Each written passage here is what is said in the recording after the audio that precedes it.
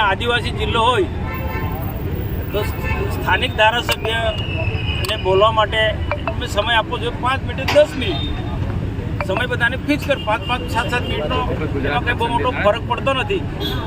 લોકોનું મહત્વ ચિંતા ના કરે. આખું જે વ્યવસ્થિત રીતના દેશ નરેન્દ્રભાઈ મોદીના કાર્યક્રમને અમે ખૂબ ઉત્સાહ ઉમંગથી ઉજવી રહ્યા છીએ, પણ એમાં ક્યાંક ને ક્યાંક કેટલાક લોકો આમાં વિઘ્ન નાખી રહ્યા છે. દર્શનાબેનનું સતત નીલ રાવ જિલ્લા પ્રમુખ જે અપમાન કરે છે, આ જિલ્લાના ઘણા એવા પાર્ટીના જૂના કાર્યકર્તાઓનું પણ અપમાન કરે છે. દિનેશભાઈ તડવી એક સમયના પ્રદેશ માજી મંત્રી હતા, એમને એવું કહ્યું કે આ દિનેશના પગથિયા કમલમના પગથિયા ચડવાના બંધ કરાવી દઈશ. આ પ્રકારની માનસિકતાવાળો જિલ્લા પ્રમુખ નીલ રાવ આજે દર્શનાબેનનું ખૂબ અપમાન કર્યું છે. 5 મિનિટ બોલવા માટે એમને સમય કહેવાનો બધાને કહી દઉં ભાઈ. સ્થાનિક ધારાસભ્ય તો અને રાજપીપળામાં કાર્યક્રમ હોય, નર્મદા જિલ્લામાં રાજપીપળામાં કાર્યક્રમ હોય જેનો મત વિસ્તાર છે અને પ્રજાની વચ્ચે સતત કામ કરે છે, એવા ધારાસભ્યનું અપમાન કરવામાં આવે એ તો કોઈ સંજોગોમાં ના ચાલે. પાર્ટીના પ્રોટોકોલમાં બધું સમજે છે, પણ એ ટ્રાઇબલ એરિયામાં પ્રોટોકોલ કોઈ કામ નહીં લાગે. અહીંયા સ્થાનિક નેતાઓને બોલવા દેવું પડે. બહારના નેતા ગમે તેટલું અહીંયા બોલે એની પ્રજા પર અસર થતી નથી. અહીંયા સ્થાનિક નેતા જે બોલે ને એનો જ પ્રભાવ પડે છે. અમે એવા બીજા ઘણા કાર્યક્રમો થઈએ છીએ, મારે કોઈ પાર્ટીનું નામ નથી લેવું, પણ બધા મોટા નેતાઓ આવે છે દિલ્હીથી માંડીને બધા જ એ લોકો સ્થાનિક નેતાને જ પ્રોજેક્ટ કરે છે. તો અહીંયા ભારતીય જનતા પાર્ટીમાં પણ સ્થાનિક નેતાને પ્રોજેક્ટ કરવું જોઈએ. સરકારના પ્રોટોકોલનો પણ સરકારી કાર્યક્રમ હોય ત્યાં સ્થાનિક ધારાસભ્યને તો પ્રોટોકોલમાં આવવું જ જોઈએ. અને તેમાં મહિલા ધારાસભ્ય છે.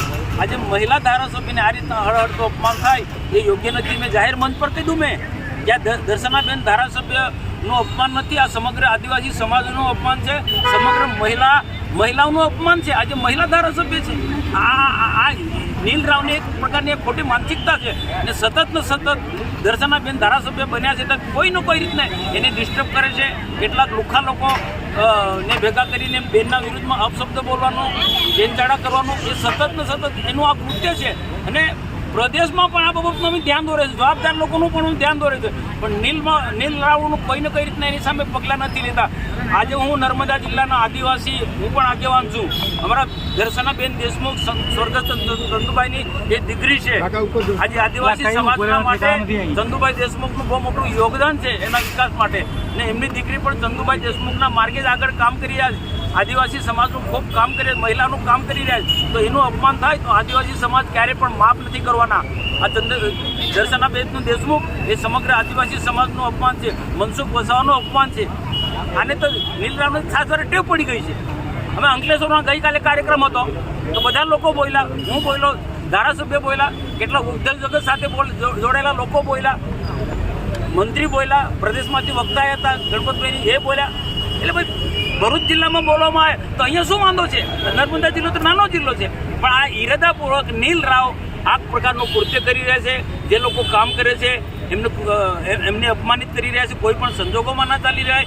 અમે અહીંયા રવિએ જે વાત કરી તે પ્રકારે નર્મદા જિલ્લામાં દારૂ જુગારના અડ્ડા જે ચાલે છે નર્મદા જિલ્લા પર, ગુજરાતમાં બધે બંધ છે. ગુજરાતમાં બધે દારૂ જુગારના અડ્ડા બંધ છે, તો નર્મદા જિલ્લામાં કેમ ચાલવા જોઈએ? એ પણ બંધ થયો છે. એનું પણ અમે અભિયાન ચલાવ્યું. તો એ અભિયાનની અંદર અમારા કેટલાક કાર્યકર્તા અમારા ત્યાં આવે, એને ડરાવે, ધમકાવ્યા નીલ રાવ કે નીલ રાવના માણસો તમને પાર્ટીમાંથી કાઢે. હવે અમે સારું કામ કરે છે, અમે સારું કામ કરે, પ્રજાના હિતનું કામ કરે છે. કેટલાક દૂષણો છે સમાજની અંદર, એની સામે અમે લડીએ છીએ. તો અમને એ નીલ રાવ પાર્ટીના પ્રમુખ તરીકે અમને સપોર્ટ આપવો જોઈએ. એના બદલે બુટલેગરોનું સમર્થન કરે છે. આ તો કેવો પાર્ટીનો પ્રમુખ કહેવાય? હું તો કહું તાત્કાલિક પ્રમુખમાંથી પાર્ટી એને હટાવી દેવું જોઈએ, નહીં તો એના આદિવાસી સમાજ એનાથી સખત નારાજ છે. અને આજે બેનનું અપમાન થયું એનાથી અમે સખત નારાજ છે. પણ બેનને હું આપ બધા વતી વિનંતી કરું છું, આ સખત તાપમાં આપણે બેસવાનું નથી. તમારા માટે અમે લડાઈ લડીશું આવનારા દિવસોમાં. પણ બેન આ તાપમાં ધરણા પરથી તમે હટી જાઓ ને અમારી બધી વિનંતી છે. કારણ કે આ એક મહિલા થઈ ના ધમધમતા તાપની અંદર ગાંધી એનો તમને પણ થાય છે.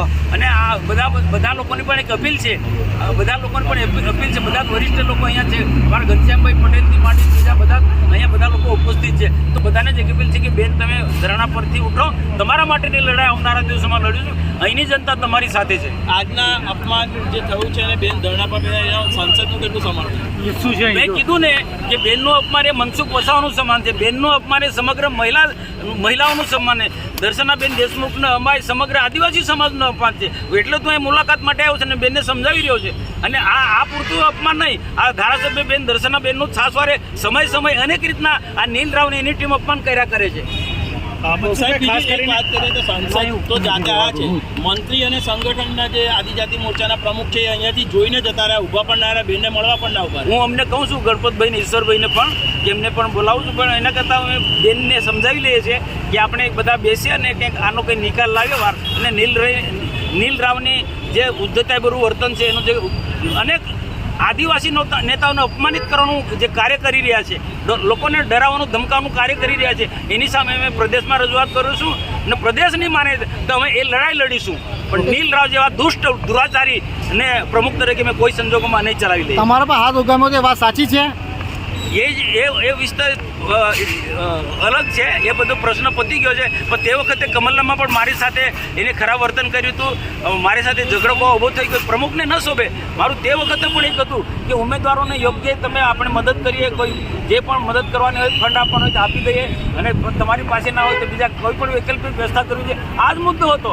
ચૂંટણી પ્રચાર જોરશોરમાં ચાલુ છે, સામે આમ આદમી પાર્ટીનો જોરશોરમાં પ્રચાર ચાલુ છે અને આપણે બેસી રહ્યા છે, ઉમેદવારોને કોઈ મદદ નથી કરતા. એ જ મારી વાત હતી, બીજો કોઈ અંગત મામલો નહોતો. ને પ્રમુખ તરીકે એમની જવાબદારી હતી, પ્રભારી તરીકે અર્જુનભાઈ રાઠવાની જવાબદારી હતી કે